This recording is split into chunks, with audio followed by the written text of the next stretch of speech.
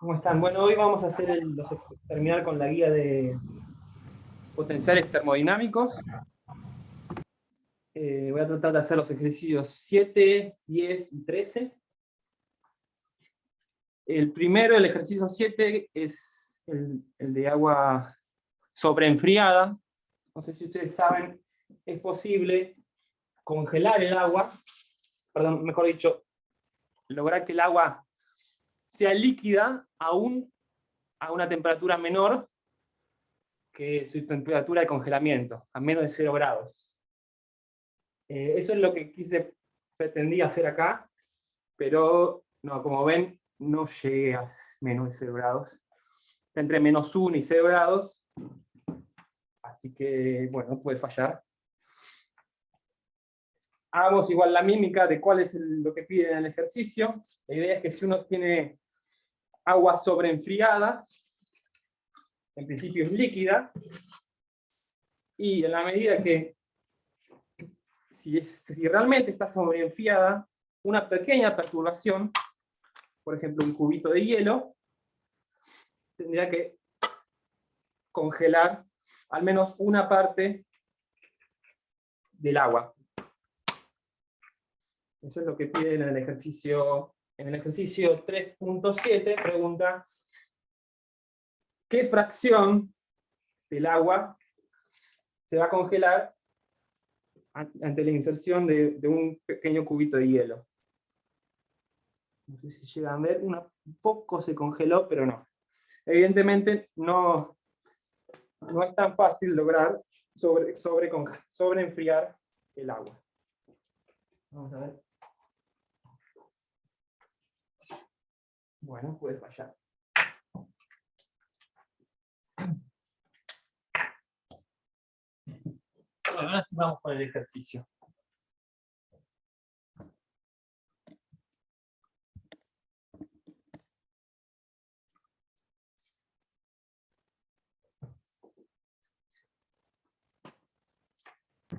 Te hago una,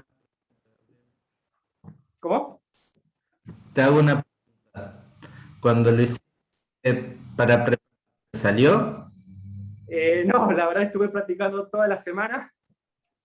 Yo porque si a vos te salió, nos das las instrucciones y lo intentamos hacer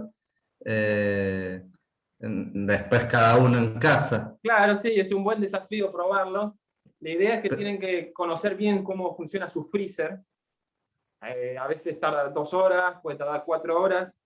No se tiene que congelar completamente, tiene que bajar de 0 la temperatura del agua, y ante una pequeña perturbación de un hielo se tendría que congelar al menos una parte. O Tal sea cual. que, También pasa, no sé si alguna vez vieron, cuando si vos tenés una gaseosa mucho tiempo en la heladera y vos la sacás, se congela cuando la abrís. No está Claro, congelada, pero cuando la empezás a abrir se congela. Y yo no sé si esto es verdad, si es un dato verdadero, pero dicen que el lago Nahuel Huapi hay momentos en el invierno en el que está súper enfriado. No sé si será verdad que si le medís la temperatura hay unos lugares que está más frío que 0 grados, pero no se congela. Eso me no dijeron a mí sé. cuando cursé F4, no sé si es verdad, yo lo cuento como paso, capaz son fake news, pero... Voy a averiguar, a ver si tengo algún conocido en el Balseiro, a ver si sabe algo. Pero si no, buscamos en internet, qué sé yo. sí, lo Bueno, de la te Coca-Cola dejamos. creo que puede llegar a funcionar mejor por el tema de Claro, pero ahí es un que sistema un poco más complejo porque está también hay una la diferencia parte de que... presión. La perturbación es la Sí. diferencia de presión. Pero bueno, en principio evitás que la Coca-Cola se congele tan rápido. El agua se congela muy rápido en el freezer, entonces no es magia igual. Para lograr agua enfriada lo que hay que hacer es ir enfriando, pero muy lentamente. Entonces, eso es lo que en principio dice la teoría. Así que bueno, es un desafío para ver si alguien lo logra, me dice cómo lo hace. En fin, bueno, en el ejercicio 7 dice, tenemos agua líquida muy pura, que puede sobreenfriarse a presión atmosférica, hasta temperaturas muy por debajo de 0 grados. Me faltó agregar algo, en efecto, para que funcione, tiene que ser agua muy pura, sí, con pocos minerales, sin impurezas. Por eso intenté con agua desmineralizada del coche, pero cualquier impureza, se va a congelar el agua alrededor de esas impurezas. Y no es lo que uno quiere. Entonces, en este caso del ejercicio, se supone que se ha enfriado una masa de agua como un líquido hasta menos 5 grados. ¿Sí? Y entonces, un pequeño cristal de hielo, cuya masa es despreciable, es añadido como perturbación al líquido sobreenfriado. Si el cambio de subsiguiente sucede adiabáticamente y a presión atmosférica constante, ¿qué fracción del sistema se solidifica? Entonces, como estamos en la guía de potenciales termodinámicas, la clave está en que nos dicen que la presión es constante. Entonces, cuando la conexión es constante, es recomendable usar la entalpía como potencial termodinámico, ¿sí? La entalpía se escribe así. U más P por B, y si la diferenciamos,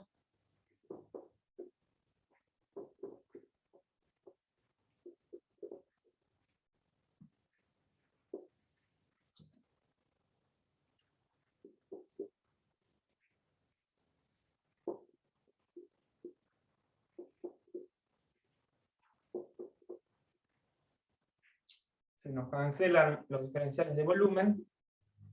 Entonces, la entalpía resulta, el diferencial de entalpía depende de la entropía y de BDP. ¿Sí? Entonces, si ya en el problema nos dicen que todo el proceso es a presión constante, el diferencial de P0, entonces, en definitiva, el diferencial de entalpía es TdS, o el diferencial de calor reversible. ¿Sí? El tema, entonces nos conviene usar la entalpía. El tema es, ¿ustedes qué piensan? ¿Que es una... Se los vuelvo a contar. Es agua, en el que ponemos agua sobreenfriada, ponemos un cubito de hielo y parte del agua se congela. ¿Es un proceso reversible o irreversible para ustedes?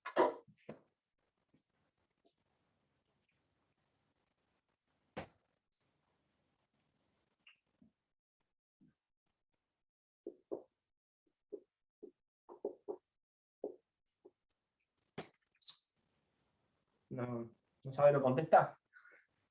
¿Ustedes se imaginarían? Bueno, los dos, si uno nunca lo vio, parece extraño los dos procesos, pero que un hielo espontáneamente se convierte en agua, o que el agua espontáneamente se convierta en hielo.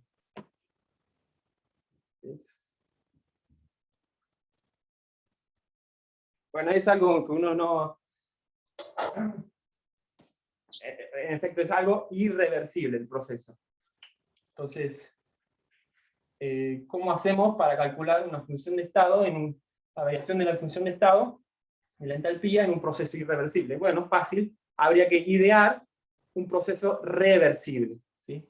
Entonces, ¿qué es lo que está pasando acá? Hagamos un pequeño diagrama. Tenemos la temperatura y el estado. Una pregunta. Sí. Lo que dijiste que es irreversible es que el agua se convierta en hielo, pero así de rápido, ¿no? Claro, sí. Es el caso de la situación sobreenfriada. Sí. O sea, si uno va enfriando el agua lentamente, eso sí es algo reversible. ¿Sí? El tema es que acá es una perturbación. Tenemos un estado muy particular, que hay agua a menos 10 grados, menos 5 grados, perdón, y ante una pequeña perturbación, ¡pum!, se congela parte del agua. Y nos preguntan qué fracción del agua se congela y pasa a ser hielo.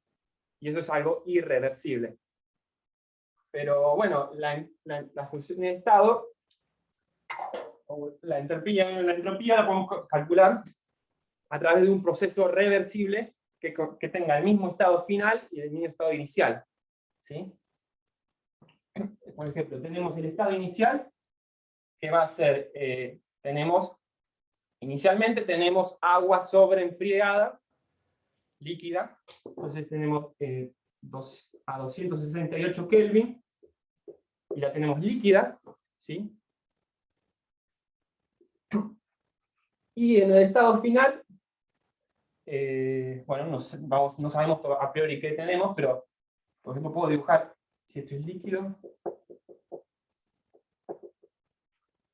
este es sólido. Un posible estado final es, bueno, que todo se convierte en sólido. Eso sería todo hielo a 273 Kelvin. Sólido. También podría ser a 273 Kelvin, todo líquido. Entonces, estos son posibles estados. El estado final, a priori no lo conocemos, pero nos dicen que una fracción del agua se convierte en hielo. Entonces, podemos pensar como que el estado final va a estar por acá. No sé,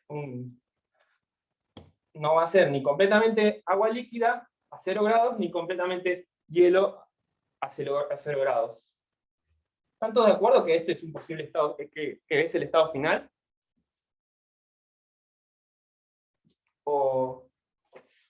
Porque también podría ser que el estado final se mantenga a menos 10 grados, ¿no?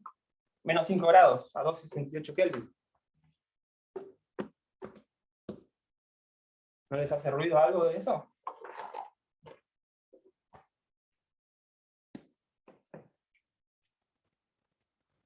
O sea, inicialmente teníamos agua a menos 5 grados, con el hielo terminamos teniendo parte del agua a menos 5 grados, a 0 grados, y el hielo a 0 grados también. Bueno, piénsenlo, si no les hace duda, seguimos. Entonces, en efecto, lo que tenemos acá es un proceso irreversible. Bueno, no es grave, entonces podemos calcular la variación de entropía entre estos dos puntos, que es el calor absorbido, pero como nos dicen en el problema que es un proceso adiabático, así que esta variación de entalpía es 0. ¿Sí? Y esta variación de entalpía entre el estado final y el inicial lo podemos calcular por un tramo reversible, que por ejemplo, vamos de acá a acá. Entonces eso sería, el agua sobreenfriada la calentamos hasta que esté a 0 grados, y después realizamos una transición de fase con la fracción de agua líquida que se solidifica. ¿Sí? ¿Estamos de acuerdo que es un proceso reversible? Calentar agua se puede hacer reversiblemente, en la medida que se haga lento, y un cambio de fase también es reversible. Entonces, bueno, la variación de entropía va a ser, una parte es la variación de entropía cuando calentamos el agua. La voy a llamar la variación de entropía del agua.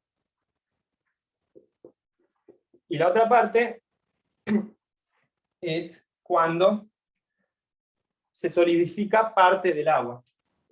Lo voy a llamar variación de entropía del hielo. Y le voy a poner un prima con lo que van a ver ahora. Entonces, bueno, calculemos las diferentes partes. La variación de entalpía del agua. En el proceso en el que calentamos el agua de menos 5 grados Celsius a 0. Bueno, esto va a ser la masa del agua. Vamos a llamar M, la masa inicial. Como estamos a presión constante, voy a usar el Cp, por la diferencia de temperatura, que es 268,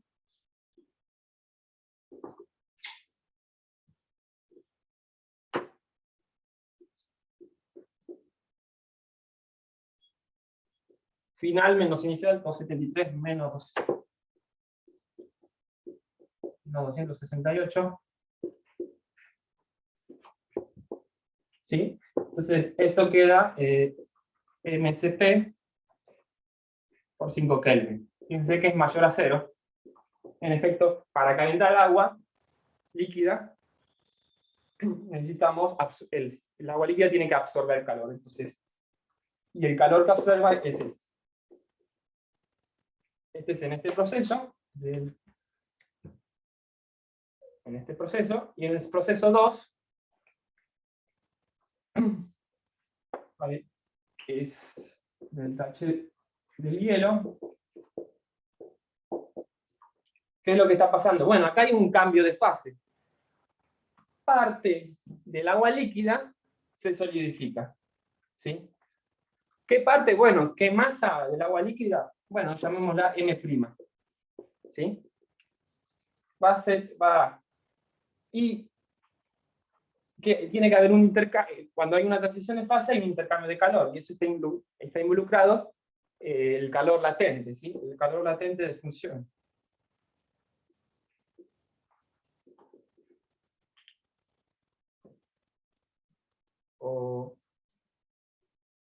Hagámoslo más claro. Esta variación de entropía va a ser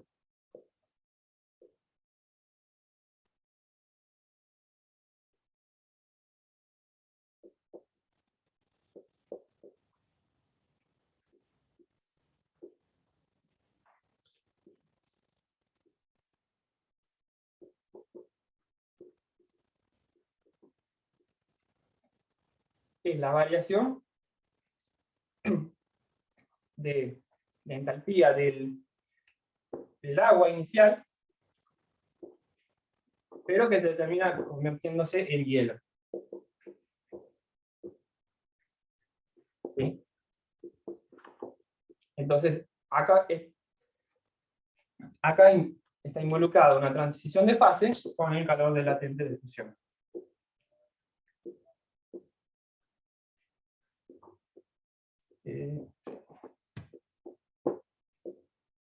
Ahora, para que suceda esta transición de fase, el sistema tiene que ceder calor. ¿Sí? Entonces acá un menos.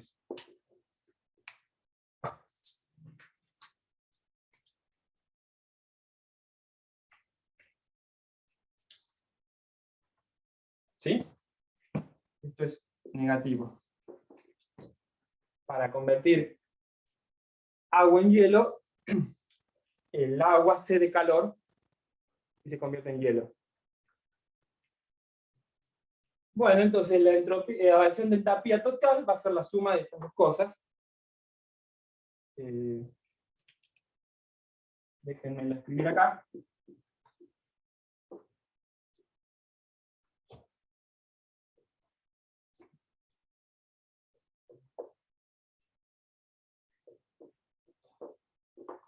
¿Sí?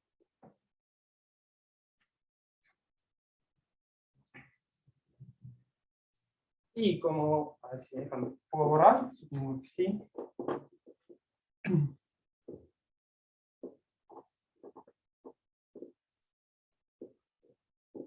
Entonces tenemos esta variación del pi, y bueno, como nos dicen que es un proceso adiabático, entonces esta variación de entropía es 0.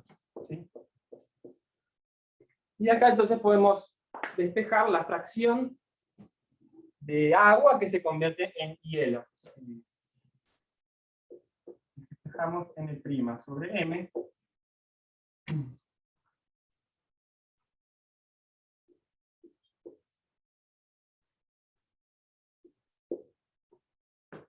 Que a ver si despejé bien. Sí, Cp por 5 Kelvin sobre el calor latente de fusión.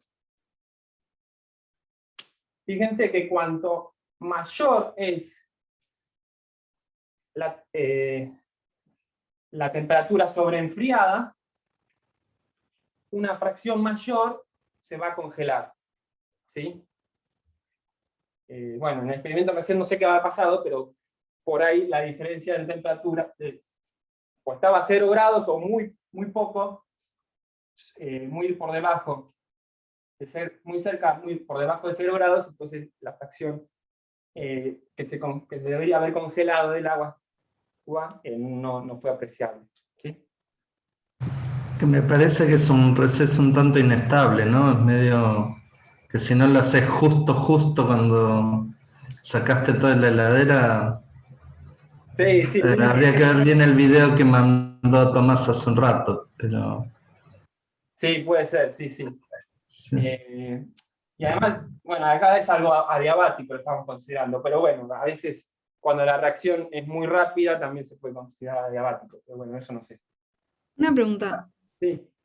No entiendo igual, o sea, si supuestamente metes la botella en la heladera y alcanza, o sea, ¿cuánto, más o menos hasta cuánto lo tenemos que enfriar? Dijiste menos de 0 grados. No entiendo por qué no se congela en el freezer, perdón. Bueno, eso es lo loco del agua sobreenfriada. O sea, es posible, si el enfriamiento es muy lento, es posible tener agua líquida a menos de 0 grados. En un laboratorio, el récord que se obtuvo es hasta menos 48 grados, más o menos. Pero bueno, tiene que ser agua muy pura, y al no tener impurezas, la formación de hielo se da alrededor de las impurezas. Pero si hay muy pocas impurezas, el poquito hielo que se forma, en contacto térmico con el resto del agua, con el resto de las moléculas de agua líquida que tienen mayor energía térmica, se vuelve a disolver el hielo. Entonces es así, es un proceso extraño, pero en principio es posible sobreenfriar el agua.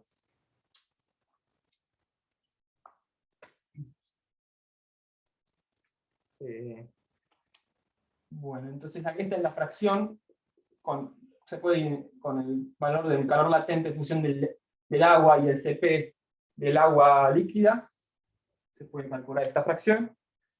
Y lo otro que nos pregunta en este problema es, bueno, ¿cómo es la variación de entalpía?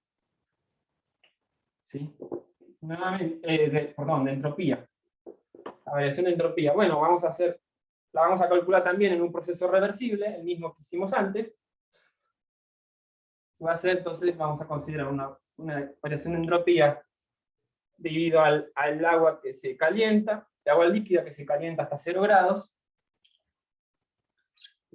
Sí. Y otra debida al hielo. ¿Sí? En el primer tramo, esta variación de entropía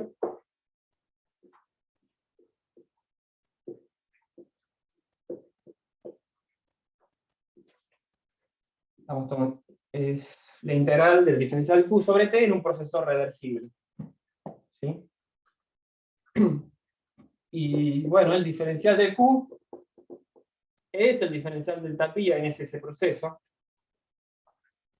Y en ese proceso, lo borré, pero bueno, ¿se acuerdan que es el MCP por 5 Kelvin? ¿Sí? Porque estamos calentando. Entonces va a ser integral de MCP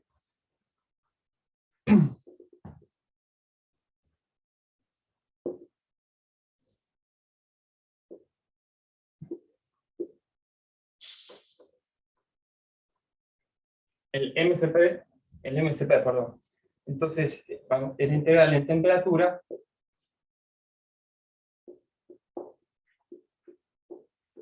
desde 268 Kelvin hasta 273 Kelvin. Bueno, entonces queda, bueno, es el logaritmo de la temperatura.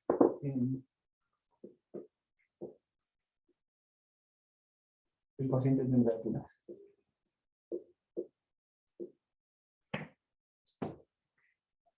¿Sí? Esta es la variación de entropía en el primer tramo. Ahora habría que calcular la variación de entropía en el cambio de fase.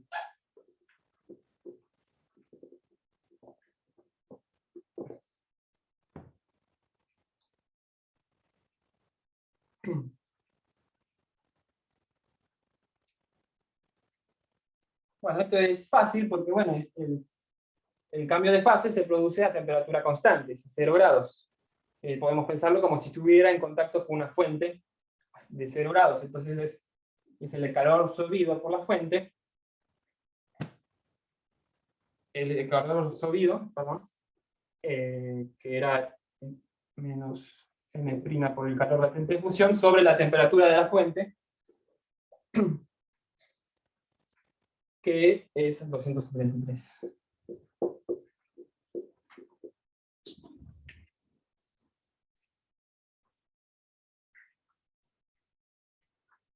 ¿Sí? Fíjense que acá es negativo.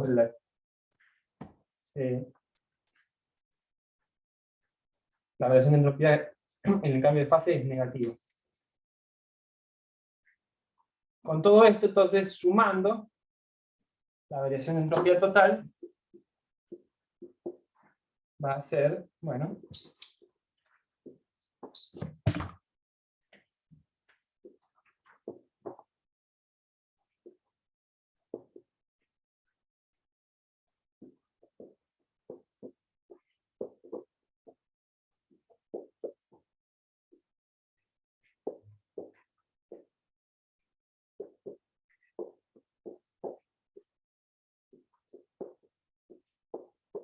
mira esto. Creo que corrí la cámara. Ahí está. ¿Sí?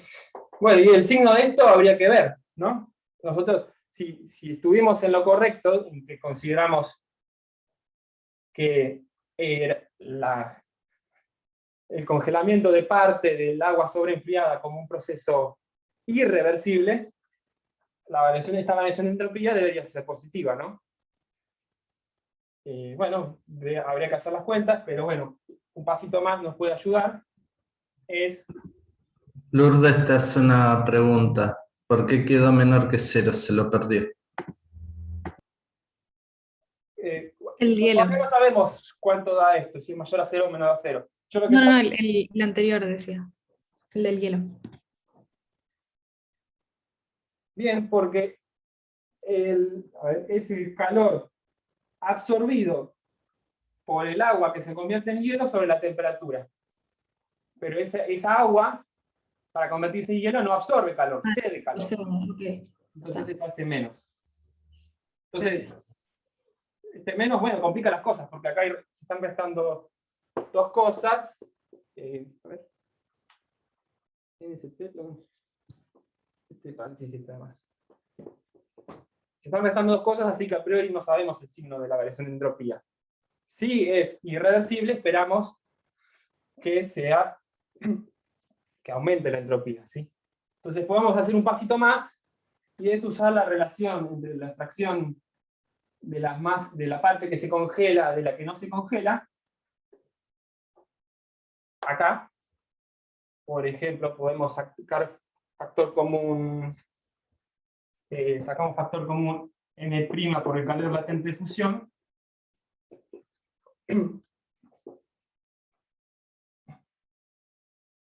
Y queda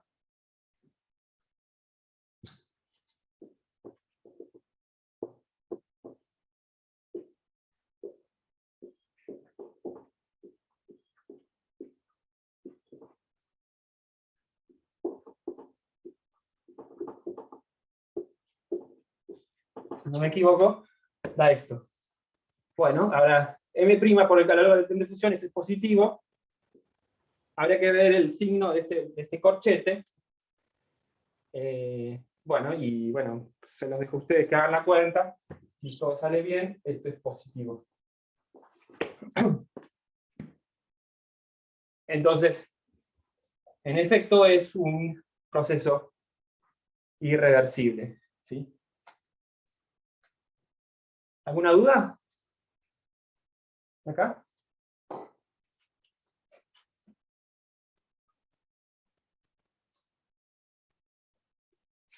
No, todo bien. Buenísimo, gracias por responder. Entonces, vamos a pasar al siguiente ejercicio.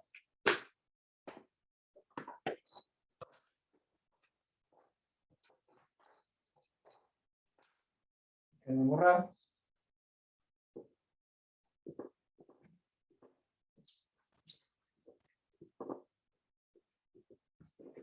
El sobreenfriamiento del agua es un tema muy interesante. De hecho, tiene varias aplicaciones buenas y malas. Malas, por ejemplo, en la aviación es muy peligroso el sobreenfriamiento del agua, sobre todo cuando se da en las alas del avión. Cuando en la nube hay agua agua sobreenfriada y el avión se acerca, el choque genera, bueno, una perturbación a medida que pasa el avión, entonces se puede formar hielo en las alas del avión, y bueno, eso le hace perder sustentación. O también le hace perder, bueno, los diferentes empiezan a fallar los diferentes instrumentos de la navegación, como por ejemplo la medición de altura del avión. Y eso fue lo que pasó en un accidente en Fray Bentos, que se cayó un avión porque empezó a subir, no se había dado cuenta que empezó a subir y se cayó. Y cayó en Uruguay. Pero también tiene sus aplicaciones buenas, porque, por ejemplo, los órganos que tienen que ser trasplantados, a veces se puede lograr que un órgano, mantenerlo bien un órgano, durante hasta 4 días, usando el sobreenfriamiento del agua. Algo que, bueno, es muy útil, llegado al caso. ¿Cómo es que se usa eso para...? Claro, o sea, no sé, te digo cualquiera, pero por ejemplo un corazón, necesitas entre la persona que se lo sacás y la persona que se lo das, bueno, evidentemente no siempre están en el mismo hospital o necesitas un cierto tiempo. Entonces, si pones el corazón a 0 grados, en situaciones normales te lo congelás y bueno, no va a funcionar. Muchas veces las plantas o todos los órganos, o muchos órganos, cuando se congelan, las plantas, por ejemplo, se vuelven negras, y bueno, se mueren. En la medida que lográs hacer el mismo proceso con agua sobreenfriada, puedes alcanzar menores temperaturas a 0 grados, pero no se congela. Entonces, bueno, al ser una baja temperatura, lo puedes mantener más tiempo el órgano de forma funcional. Eso, agrego algo, porque en realidad el problema que vos tenés cuando enfriás cosas que son, como se dice, orgánicas, es que como cuando se hace hielo aumenta el volumen, entonces puedes romper las células, que eso es lo que suele pasar ponerle con las plantas. ¿No vieron? Con la fruta pasa lo mismo. Si la fruta de repente algo lo congelás o qué sé yo, y bueno, tiene que ver con eso. Y está muy bueno, muy copado, Gabriel. Sí, sí, es interesante. Gracias, Juli. Bueno, ahora pensaba hacer el ejercicio 3.10. Más o menos lo leo por arriba. Lo que tenemos es una varilla que sufre una fuerza que depende de la longitud de la varilla y de la temperatura. De esta manera.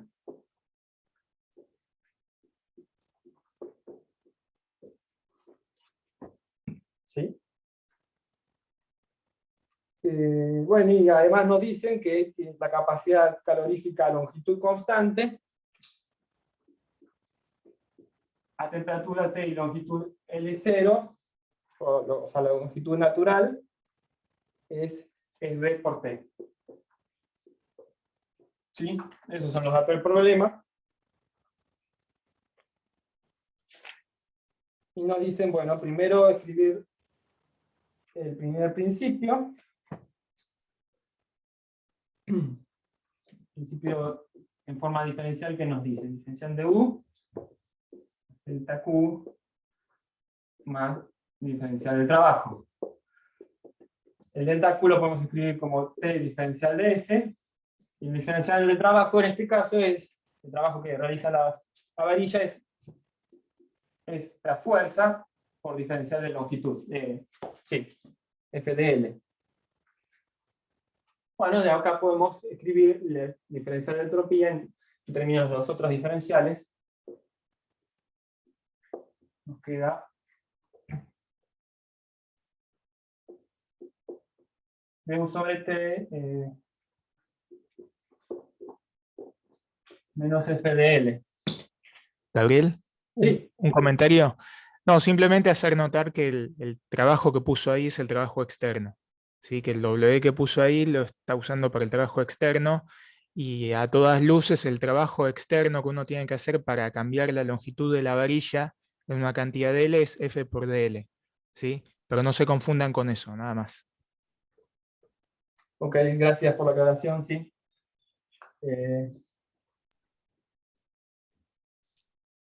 Perfecto. Falta un Un 1 sobre t, ¿no? En el menos f. Du sobre T. Sí, gracias. Sí. Ahí está, gracias. Buenísimo. Y el menos está bien, sí. Bueno, después nos dice, bueno, hallar la derivada de S respecto a la longitud a temperatura constante. Y como pista nos dice usar la relación de Maxwell que viene de la función de Helmholtz. La función de Helmholtz a veces la llaman F o a veces la llaman A. Acá la voy a llamar A para no confundir con la fuerza. Y la función de Helmholtz es U menos T por S. Entonces, su diferencial de U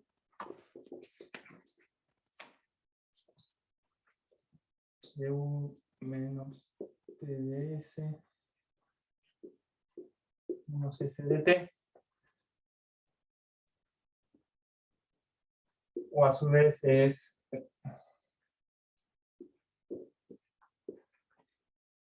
usando el primer principio es F de L menos S de T. Sí.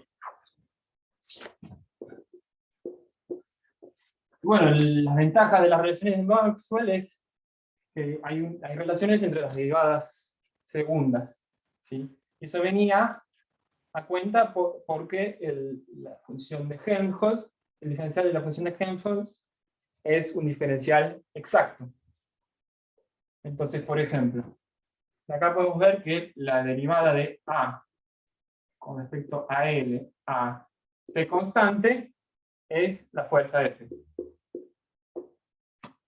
O lo mismo podemos ver por otro lado que la derivada de A con respecto a T a L constante es menos S. ¿Sí? Pero bueno, entonces derivemos una vez más. En este caso, ya que derivamos una vez con respecto a la longitud, derivemos ahora con respecto a la temperatura.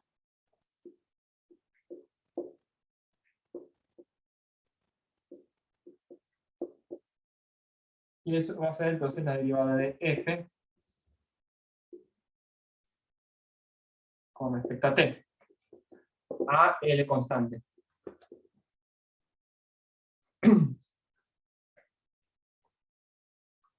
Podemos hacer lo mismo de este lado. Derivada de A. Primero la derivamos respecto a la temperatura y después la derivamos respecto a la longitud.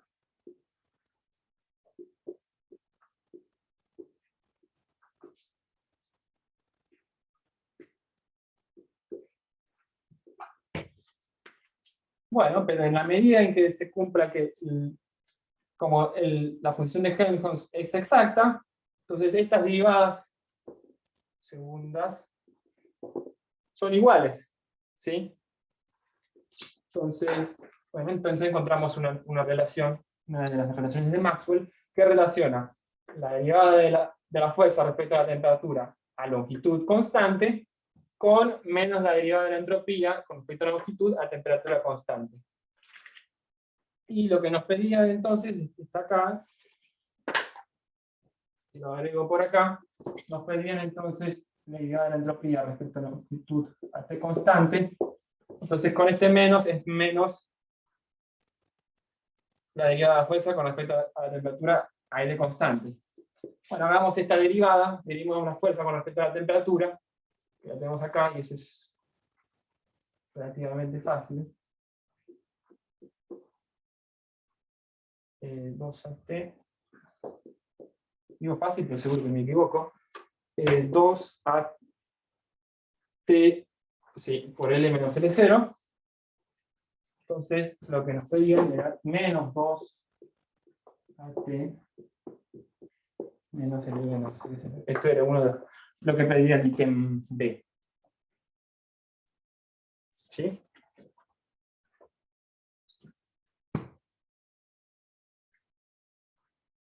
Una pregunta. Sí. Arriba a la derecha tenés el diferencial de entropía, justo arriba de lo que acabas de escribir. Sí. Ahí podrías encontrar la derivada de S respecto a L, pero a energía constante. Claro, sí. Ah, ok. Está bien. Eso sería menos F sobre T. Claro, sí. Gracias. Sí, sí. De hecho, creo que por ahí más adelante lo usamos. Pero muy bien, sí. En el siguiente ítem nos pide, bueno, encontrar la entropía a una temperatura arbitraria y a una longitud arbitraria, conociendo el valor de la entropía en otro punto. Déjenme borrar.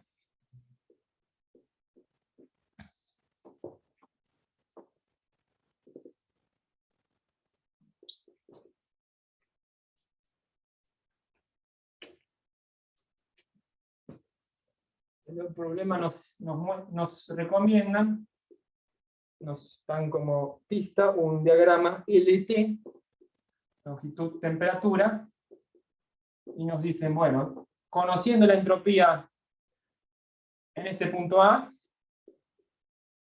nos piden la entropía en este punto C, que tiene temperatura y L arbitraria. Pero nos recomiendan seguir una transformación que es así, pasando por el punto B. O sea, es una transformación en la que este es el de 0.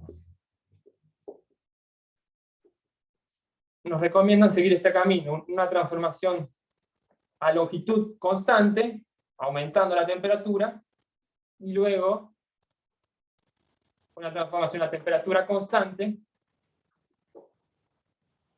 aumentando la longitud. ¿Sí?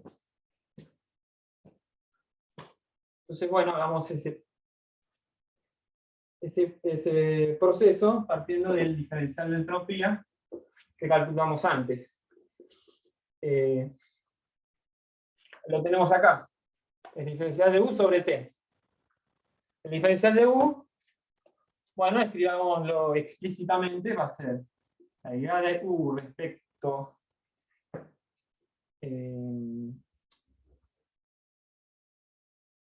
a T, a longitud constante, por dt, más la derivada de U con respecto a L, a T constante, por dl. ¿Sí? Este es el diferencial de U. Y me faltó un 1 sobre T que estaba afuera.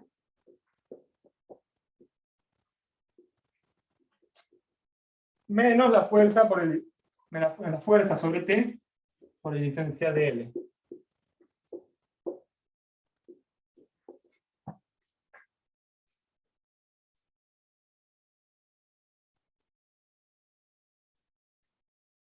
Bien.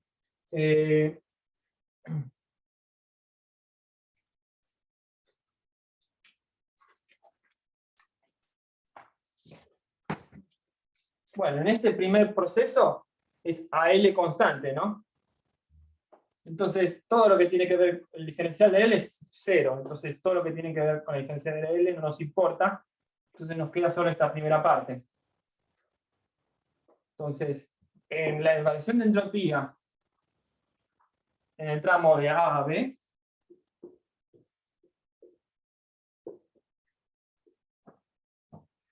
va a ser igual a integrar el diferencial de entropía en ese tramo. Entonces, integral de 1 sobre T, de U a de T, L constante, de T desde T0 a T. ¿Sí? Cualquier cosa me interrumpan. Bueno, esta derivada de la energía respecto a la temperatura, ¿qué les hace acordar? A ver.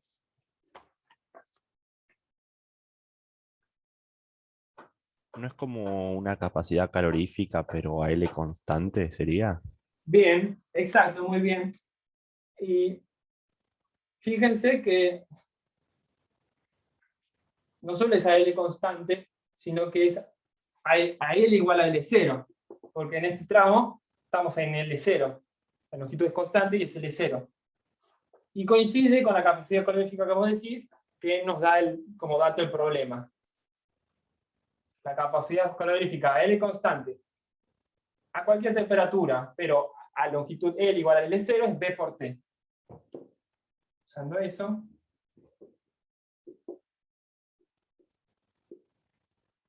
E por T sobre T diferencial de T. Bueno, tenemos suerte, es fácil de integrar porque las temperaturas se cancelan. En efecto, esta variación de entropía es simplemente B por T menos la diferencia de temperaturas. ¿Sí? Ahora nos queda el otro proceso, que es de ir de B a C.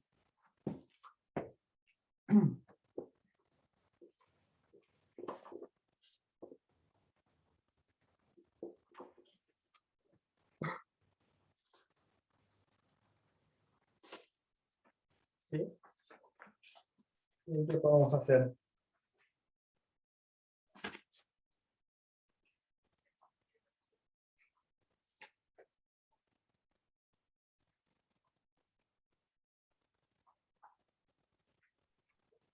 Onda, acá tenés que hacer lo mismo, lo de integrar el diferencial entropía, pero eh, sacás el término que dice de T porque es a temperatura constante, ¿no?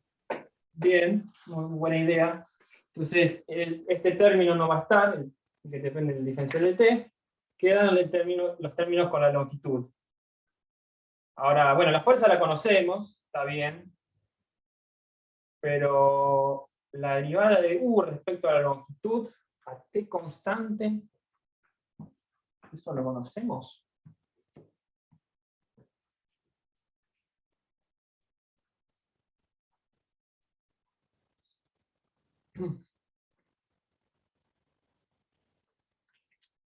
Bueno, en priori no sé, yo no lo veo ahora en este momento, me parece que no lo conocemos, pero más fácil aún. Todo lo que multiplica al diferencial de L, fíjense, va a tener que ser necesariamente la derivada de la entropía respecto a la longitud a temperatura constante. Y fíjense, lo tenemos por acá. ¿Sí? Bueno, entonces, hagámoslo explícitamente. Entonces, estamos yendo de B a C, integrando la derivada de la entropía con respecto a la longitud a T constante, de L, por ejemplo.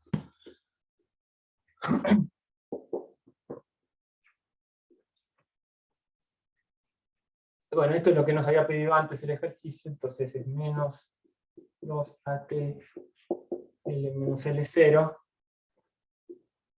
diferencial de L desde L0 a L. ¿Sí? Sí, entonces esto queda, integrando queda...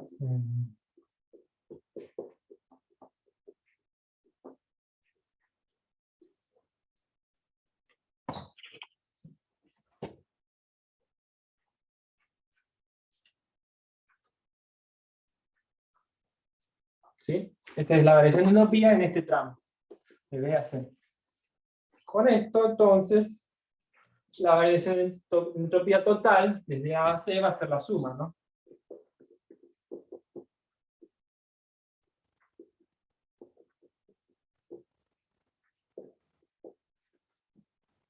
Sumando todo, ¿sí?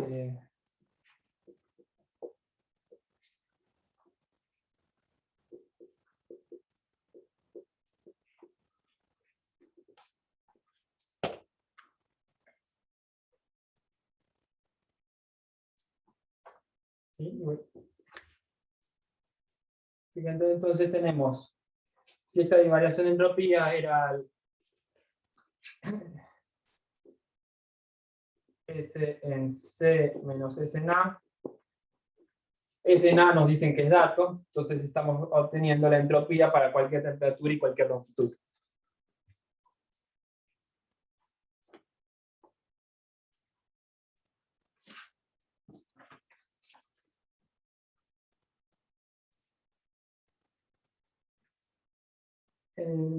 ¿Estamos?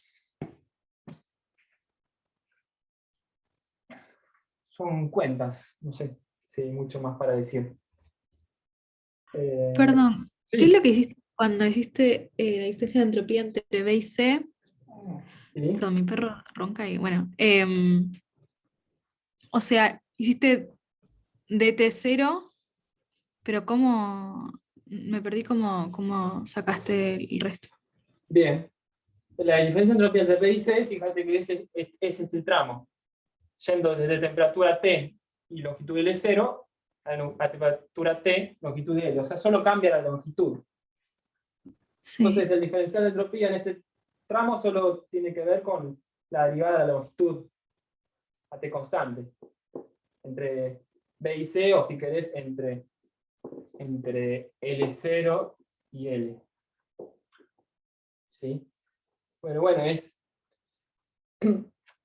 justo esta derivada es la que nos pedían antes en el ejercicio, y la habíamos calculado antes, y está por acá. O sea, la conocemos. Entonces, simplemente Ah, lo de ahí. explicamos. Ok, gracias. Buenísimo, gracias por preguntar. Entonces, ¿Puedo hacer una pregunta, Gaby? sí, adelante. Con este resultado vos dijiste que podemos encontrar la variación de entropía a cualquier temperatura y a cualquier longitud, Sí, pero en realidad la barra no va a poder tomar cualquier temperatura y cualquier longitud, ¿no? ¿O sí? o sea, eso es o sea, teniendo como dato la entropía de un punto, ¿no? Del punto Claro. inicial. Vos me preguntás si es posible que valga la entropía, no sé, que no esté acotada, que valga cualquier valor. No, me Supongo refiero, que no, ponerle porque que, en algún momento se romperá si uno le estira demasiado, ¿no? claro, A ver, déjame pensar. o sea, lo que veis no están relacionadas la longitud y la temperatura, no depende una de la otra o viceversa.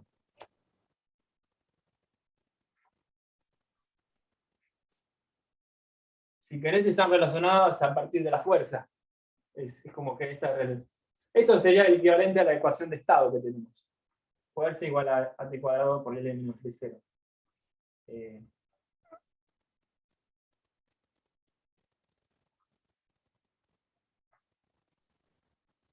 Claro, está bien, ¿no? Está como que uno puede deformar la barra de cualquier forma, por decir así.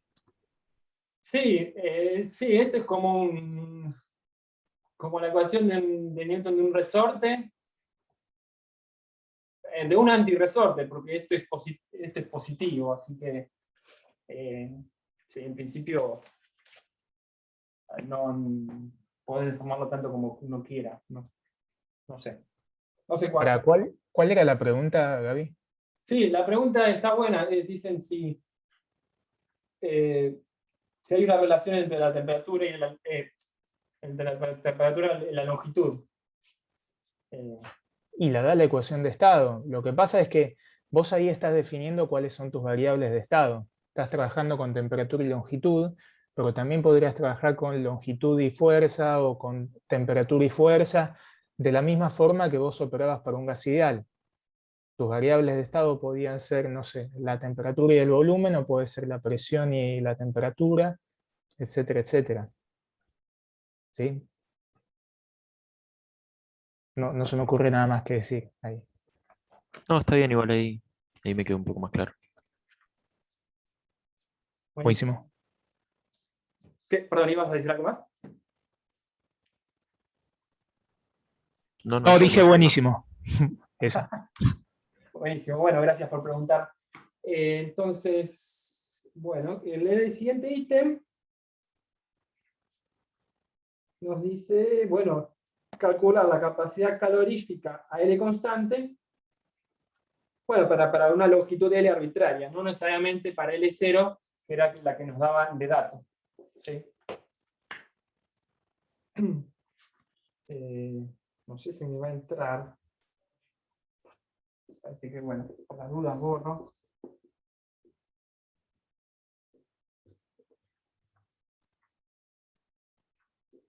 Voy a escribir la entropía por acá.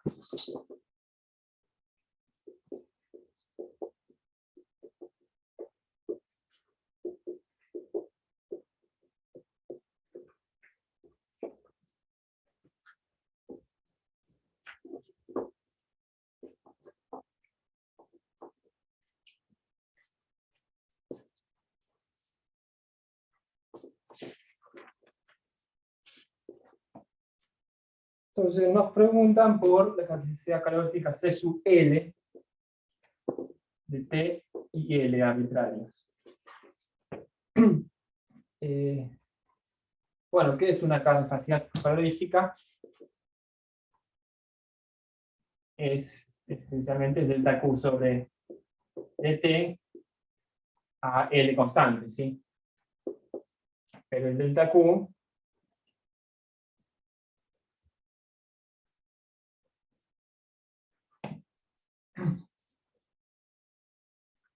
a ver. Un segundo.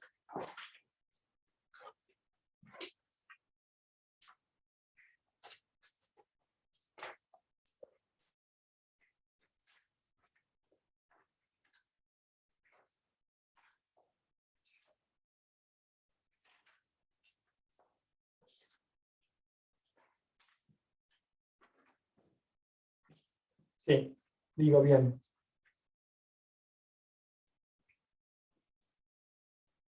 Puedes seguir grabando. Perdón por la interrupción. ¿Me podrían recordar dónde me quedé? Digamos, yo seguí y no me di cuenta si se había cortado. ¿Llegaron a escuchar algo del calor específico a L constante? Sí, ahí te quedaste. Vale, el último que tengo copiado es lo de. Uy, ¿para qué no veo tu pizarrón ahora? Sí, la primera igualdad. Hasta ahí al menos copié yo.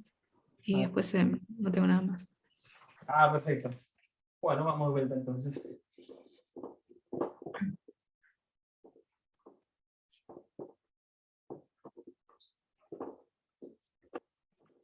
Entonces, en este ítem nos piden el calor específico a L constante, que es por su definición el diferencial de Q a dt a L constante, que también se puede escribir como diferencial de U a dt a L constante. Entonces, para encontrar esta derivada, nos conviene escribir el diferencial de U. Bueno, lo teníamos de antes, ¿no? TdS de acá. Más F de L. ¿Sí? Entonces, fíjense que si esto, TdS, lo escribimos como, o podemos escribir como du a dt, a L constante dt, es exactamente involucrado lo que queremos calcular nosotros.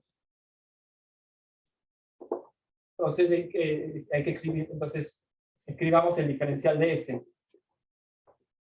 El diferencial de S, bueno, tendrá varias cosas.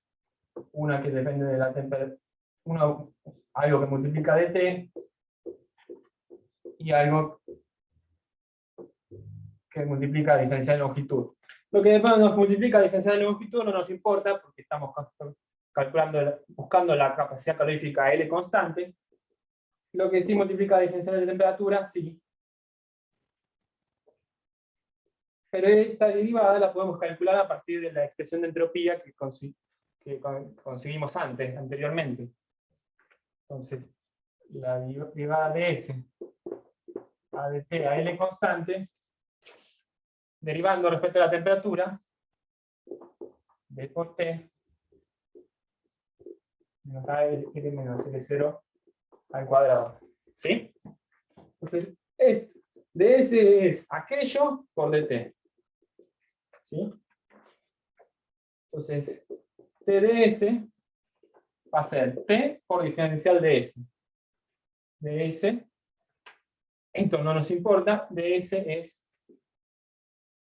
T por, reemplazando esto acá,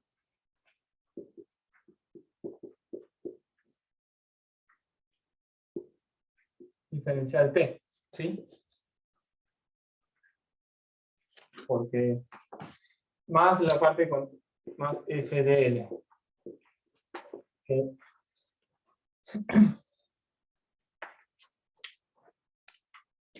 Pero fíjense que esto que multiplica acá, en efecto, es derivada de U a dt a L constante, y es En otras palabras, el coeficiente un específico a L constante de T y L. ¿Sí? ¿Se entendió? Mm.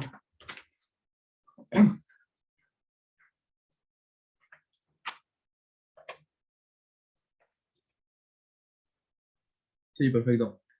Buenísimo. Gracias por responder. Y ya no nos queda mucho más. Está el siguiente ítem, el último de este ejercicio, que nos dicen, bueno, partiendo del punto de 0L0, partiendo de A,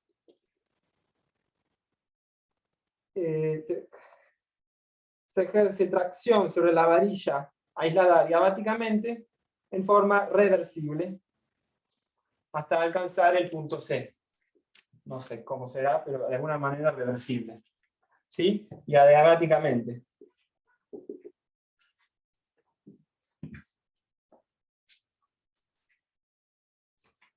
Nos preguntan cuál será la temperatura final de F.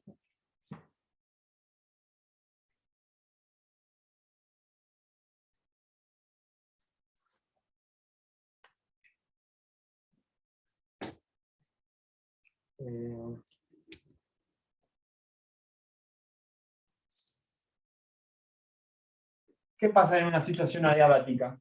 No hay calor intercambiado. ¿Y qué pasa entonces con la entropía? La variación de entropía en una situación adiabática.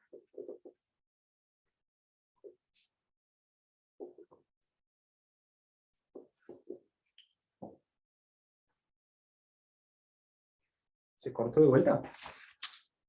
No. Si es adiabática, está completamente aislado, ¿no? Entonces sería que siempre es mayor o igual a cero la entropía, pero como es reversible, sería igual a cero. Bien, exacto. Entonces, de A a C ante una transformación adiabática reversible, no aumenta, no aumenta ni disminuye la entropía, queda igual. ¿Sí? Bueno, pero este mismo paso de A a C ya lo habíamos calculado antes, está por acá. Entonces, igualando a cero la expresión para la variación de entropía, y evaluando la temperatura en la temperatura final que queremos conocer, de F,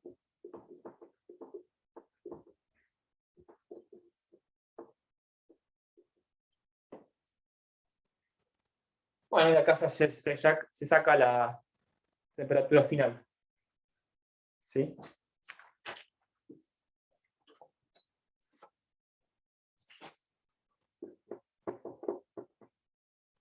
La temperatura final.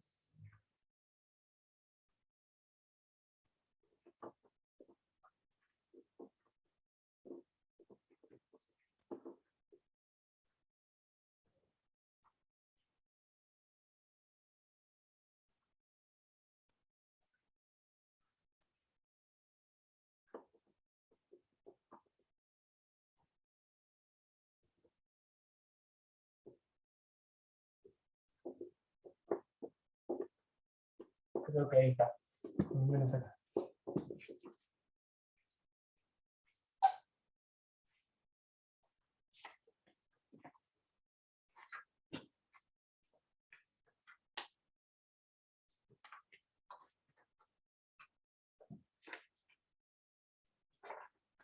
¿Sí? ¿Alguna pregunta? ¿Alguna duda?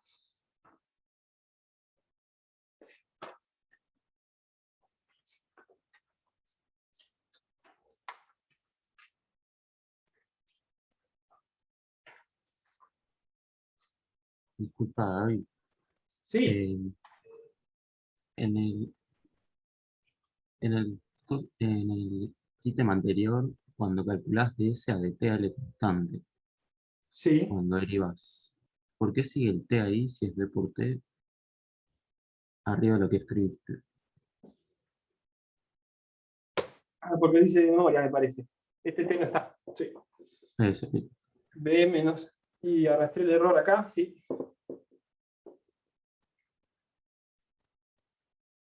¿Dónde está? TB. Este T sí se ve de dónde viene, ¿no? Porque es esta T, misma T. Sí, eso sí, eso sí. Perfecto. Entonces, CL es esto.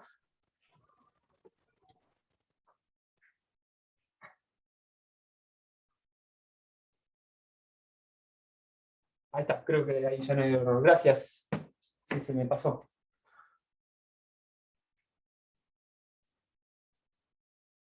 Sí, a veces cuando se ve todo de costado, no se ve.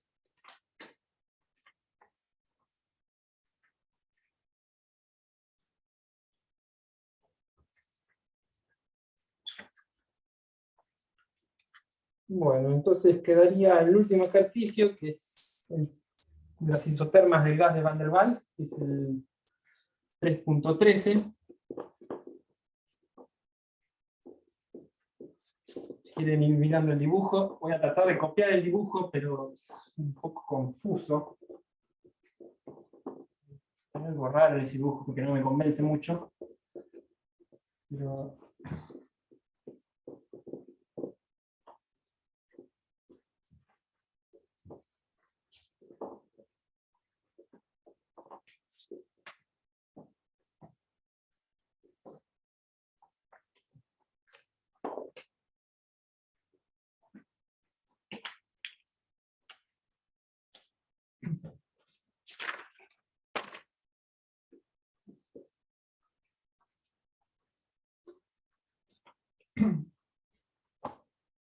Entonces en el 3.13 nos dan un diagrama PB.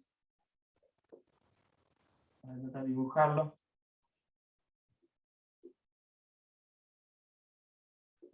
Eso, que corresponden a las isotermas de Van der Waals. Hay un punto especial, el punto C, que es el punto crítico. Esta sería la isoterma a temperatura crítica.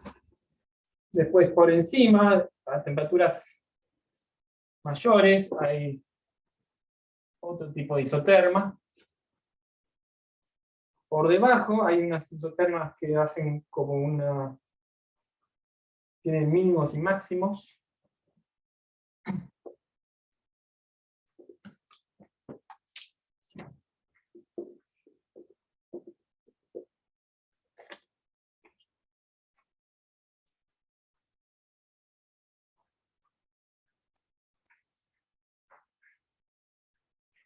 Algo así. Sí.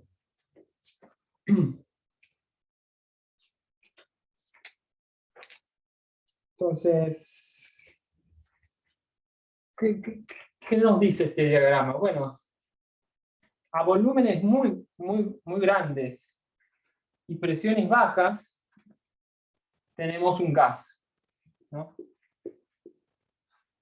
Eventualmente, a volúmenes muy chicos y presiones muy altas, tenemos un líquido.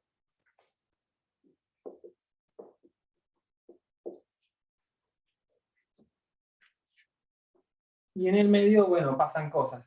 Puede haber una transición de fase o no.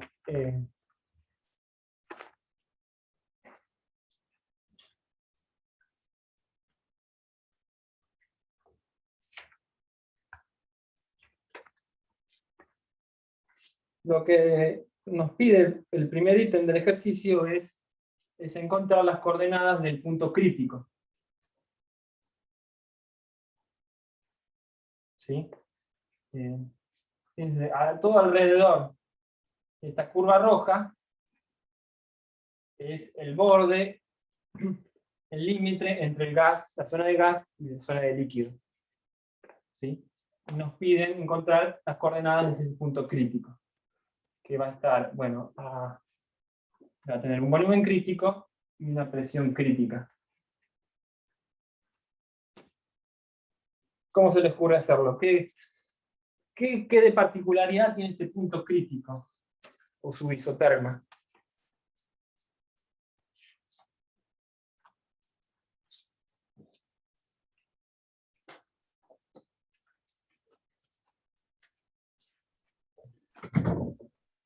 que la derivada de la presión respecto al volumen es igual a cero? Bien, muy bien. En efecto, sobre esta isoterma, la derivada de la presión respecto al volumen es cero, tiene pendiente nula. En TC es cero. Bien, pero como tenemos tres incógnitas, tenemos volumen crítico, TC y PC, necesitaríamos otra ecuación más, al menos. Tres ecuaciones necesitamos. Lo otro que también pasa en el punto crítico es que no solo la primera derivada, sino la segunda derivada también se anula. Es muy plano y es un punto de inflexión, el punto crítico. Y es la única isoterma que tiene ese punto de inflexión. ¿Sí? Entonces la otra condición es la derivada segunda de la presión respecto al volumen entre C es igual a cero. ¿Sí?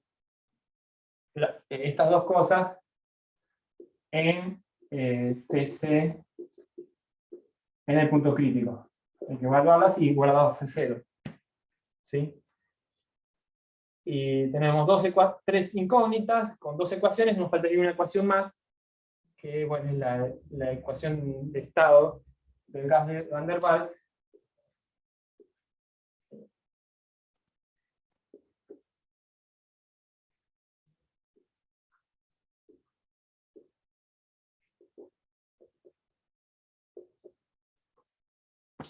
¿Sí?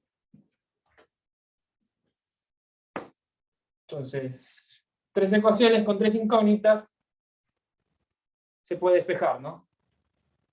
Eso se los dejo a ustedes. Fíjense, hagamos un paso más. Si quieren, derivamos. Ahora encontremos la ecuación 1. Podemos derivar la presión, pero para ello primero hay que despejar la presión de acá.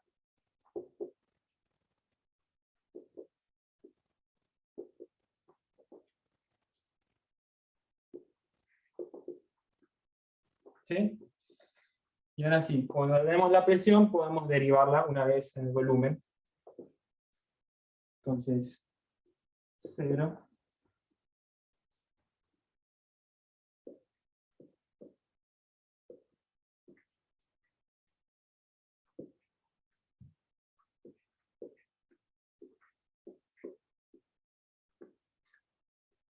¿Sí? Esta es la primera derivada. La evaluamos en la temperatura crítica, volumen crítico, y es una de las ecuaciones. La otra la hacemos derivando una vez más la presión.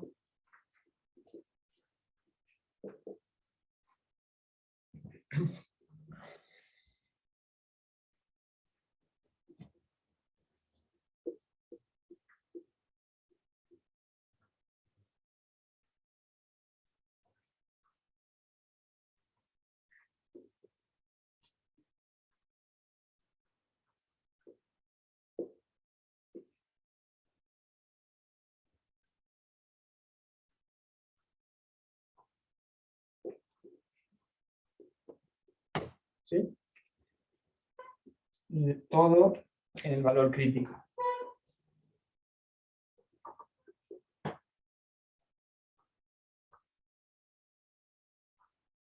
Entonces, una ecuación, primera ecuación, segunda ecuación, y bueno, tercera ecuación evaluada en el punto crítico.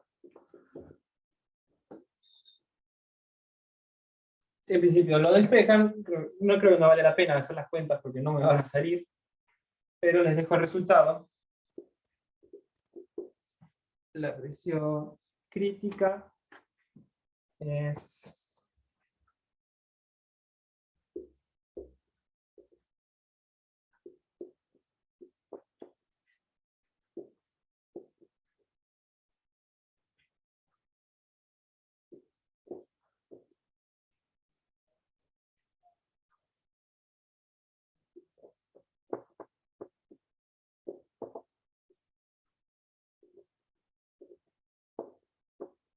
Esto es lo que tienen que llegar. Fíjense que son tres relaciones entre las constantes de la ecuación de Van der Waals y las coordenadas del punto crítico.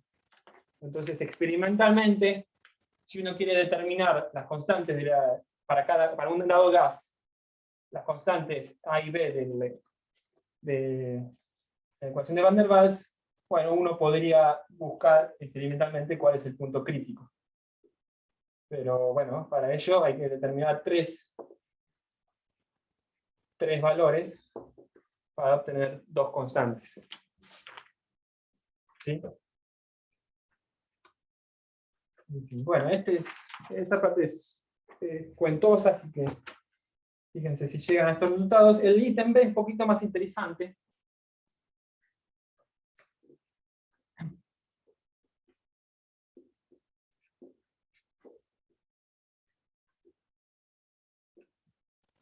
Nos dice,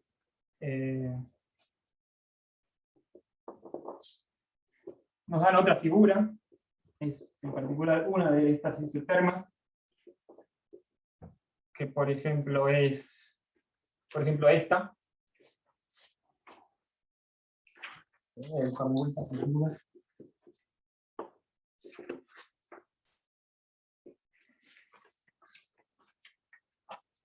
Nos dice, en un diagrama PV, tenemos una isoterma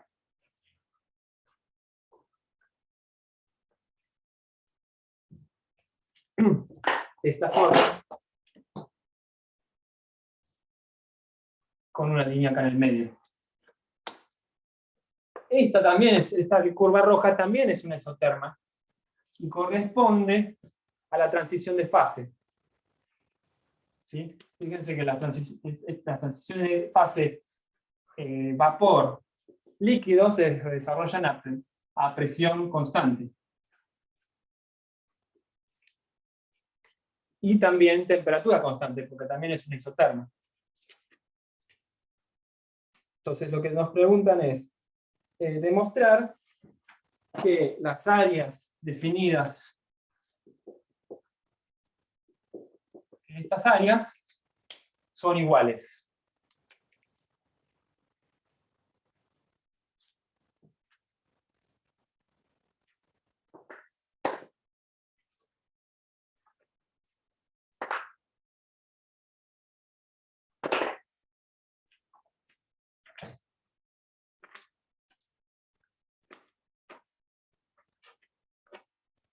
Entonces, bueno, para ello pensemos entonces en una transformación cíclica y reversible.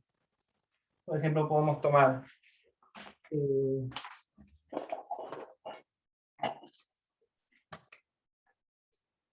a partir de esta dada presión, que sería la presión del líquido, justamente este punto corresponde a pasar de líquido a gaseoso, o a coexistencia entre líquido y gas. Entonces, en el primer ejercicio que hicimos hoy, que era líquido sobreenfriado, podría ser este punto. ¿Sí? Entonces partimos de una situación de líquido sobreenfriado, hacemos una transformación cíclica reversible, yendo por la isoterma, llegamos a este punto, que corresponde a vapor sobresaturado, ¿sí? Y volvemos por la transición de fase a presión y temperatura constante, ¿sí? Entonces este es un ciclo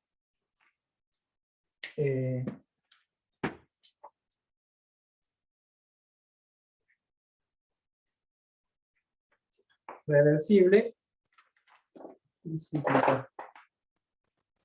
Entonces, bueno, como es un ciclo, la variación de energía es cero. ¿Estamos de acuerdo? ¿Qué otra cosa en un ciclo reversible también se anula? Bueno, como antes se respondieron, también la entropía en un ciclo reversible también se anula, ¿sí? Pero bueno, esta entropía la podemos escribir más explícitamente como la integral de dq sobre t en el proceso reversible. ¿Sí? Pero como estamos en una isoterma todo el tiempo, entonces la temperatura es constante. Entonces, por T igual a constante, es posible sacar la temperatura fuera de la integral. ¿Sí? Nos queda la integral del calor en este proceso reversible. En definitiva,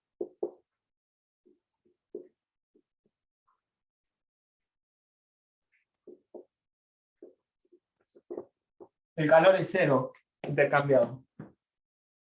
¿Estamos bien por acá? Sí. Buenísimo.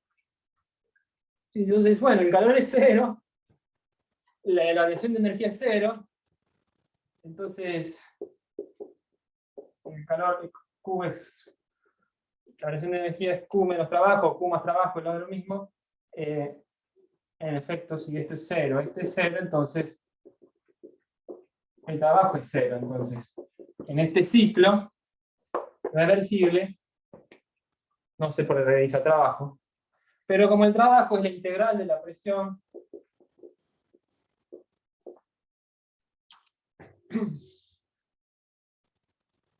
la integral de la presión en el volumen, integrado en volumen, en efecto, y el trabajo es el área bajo la curva de este ciclo, entonces ambas áreas tienen que ser iguales para poder compensarse. Fíjense, el área bajo la curva acá tiene que tener un signo opuesto al área bajo la curva acá. Entonces son opuestos e iguales las áreas. ¿Sí?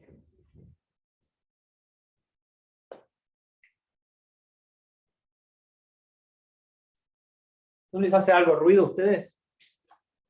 ¿Se entendió más o menos? ¿Tienen alguna pregunta?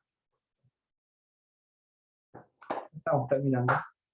Una pregunta. ¿Mencionaste un punto o una región donde el líquido está sobreenfriado, puede ser? Claro, sí. Sí, no sé si es un punto, o sea, en la curva, en el dibujo, hay además, en realidad es toda una región. En la guía hay una región que está prohibida, y otra región permitida. Digamos, la región sobreenfriada limita entre el líquido y el gas. El gas está por acá. Entonces, toda esta región, si nos situamos en una isoterma adecuada, estos puntos corresponden al líquido sobreenfriado. Lo mismo, si del otro lado esta zona equivale a vapor sobresaturado, ¿no? Y en el medio, ¿qué pasa? Esta línea es la de la transición de fase a presión constante. Entonces, ¿cuál es la situación?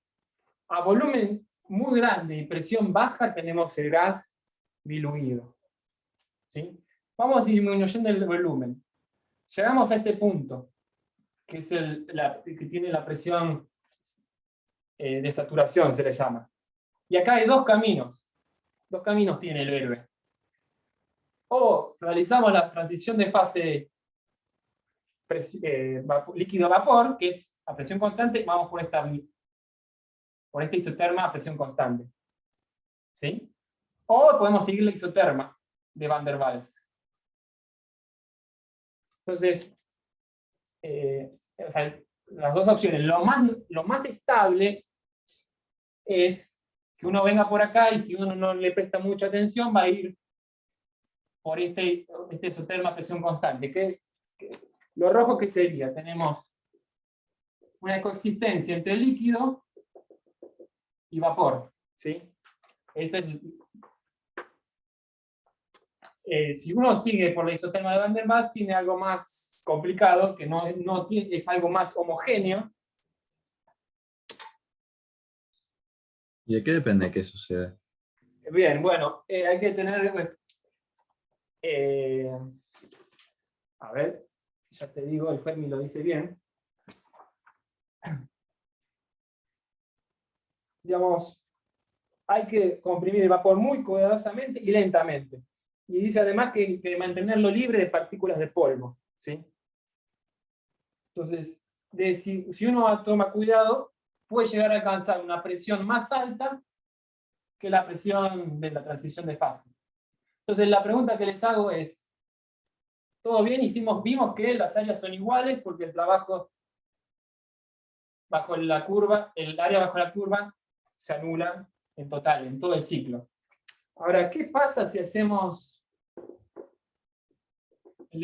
otra curva, otro proceso, que consiste, por ejemplo, en partimos de acá, vamos por acá, y volvemos por acá, un ciclo cerrado por acá. ¿Se ve? Estoy haciendo Sí, sí se ve. Buenísimo, es solo esta área. Hacemos esta vueltita. Bueno, es un ciclo, entonces la variación de energía es 0, muy bien. También es un ciclo, entonces seguimos haciendo las cuentas, el calor es 0,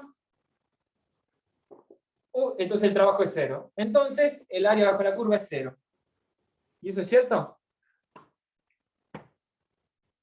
No, hay un área bajo la curva acá, en este ciclo. Hay una área encerrada por el ciclo. Entonces, ¿qué es lo que estamos haciendo mal? ¿Estaría mal asumir que la diferencia de entropía es 0, o sea que el proceso es reversible? Exacto, bien, muy bien. En efecto, esto no es un proceso reversible. La vuelta completa sí lo es, pero este no.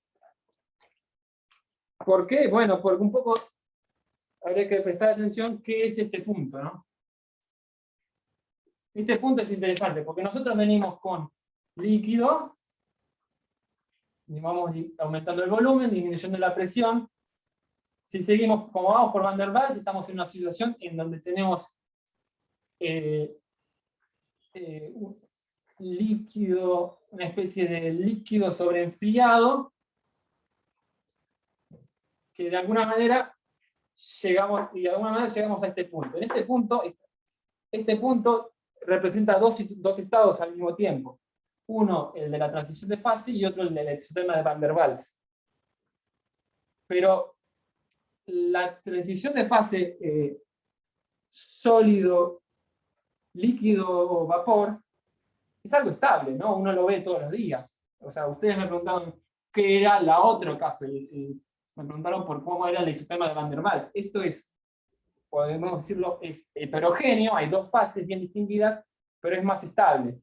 Lo que es muy inestable es la situación en la que uno sigue por la isoterma de Van der Waals. Entonces, en efecto, en este punto estamos, si hacemos este ciclo, estamos pasando de la situación inestable a una situación más estable. Entonces eso es algo irreversible.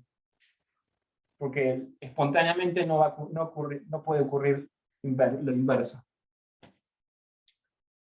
No sé si fui claro, tampoco, no sé si alguien quiere aclarar algo, pero es algo interesante.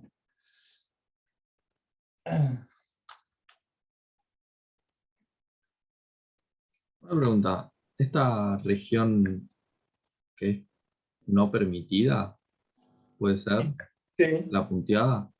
No me quedó bien claro a qué se refiere con que no es permitida. Mira, si soy sincero, yo tampoco lo tengo muy claro, porque yo he visto otras curvas isotermas de Van der Waals en internet y no tienen esa región prohibida. No lo sé. No sé. También otra cosa para aclarar, en el dibujo de la guía no coincide en la misma isoterma las transiciones líquido-vapor y líquido-gas, y estos dos puntos no están a la misma altura. Los puntos que cortan la curva parabólica continua no están a la misma altura y creo que deberían estarlo. Porque justamente esa es la definición ahí se produce la transición de fase. Pero no sé, no puedo decirte más. de esa región prohibida, no sé, supongo que no será posible alcanzar, no sé. Porque si no, no entiendo, si no sigue por ese isoterma, no sé qué pasaría. Como, no sé, yo lo leí y entendí como, entonces no puede ir por ahí. Puede ser, no Pero sé. evidentemente sí, ¿no? Si era lo que me acabas de leer del libro, que podía llegar a pasar por ese isoterma. Así que, Sí, lo chequeo igual, lo voy a verificar, leer un poquito más el tema, pero al menos eso es lo que entendí. No sé qué en la teórica, ¿vieron algo de esto? ¿Comentaron algo?